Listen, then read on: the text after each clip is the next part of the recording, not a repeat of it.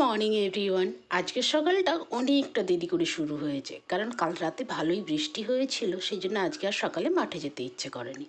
ঘুম থেকে উঠে ফার্স্ট কাজ তো আমার বিছানা গোছানো আর নিজের চুলটা গোছানো। সেটা করে ফ্রেশ হয়ে আলমন্ড আর একটু খেজুর খেলাম। কাল রাতে না মেথি ভুজাতে ভুলে গেছি, তাই আর মেথি জল খাওয়া হলো না।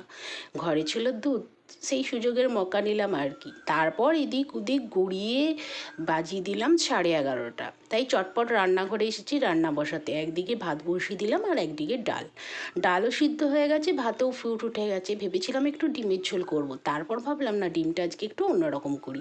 তাই ডিমটা সিদ্ধ করে গাটা একটু চিড়ে একটুখানি গোলমরিচের গুঁড়ো আর নুন দিয়ে ভালো করে মাখিয়ে নিলাম। এবার এখানে পেঁয়াজ, লঙ্কা, পোস্ত, চারমগজ আর টক দই দিয়ে একটা মিহি পেস্ট করে রেখে দিলাম।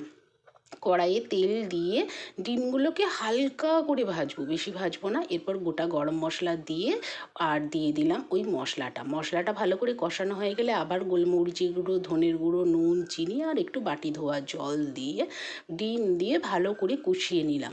যখন মশলা থেকে তেল ছেড়ে গেল একটু জল দিয়েছি, তারপর পেঁয়াজ রিং রিং করে কেটে রেখেছিলাম দিলাম, আর সবার শেষে দিয়েছিলাম একটু গরম মশলা। এটা রান্নাটা এত সুস্বাদু কি বলবো। আমি ফার্স্ট টাইম ট্রাই করলাম, তোমরা অবশ্যই ট্রাই করে দেখো, আর কেমন হয়েছে অবশ্যই কিন্তু আমাকে কমেন্ট করে জানিও।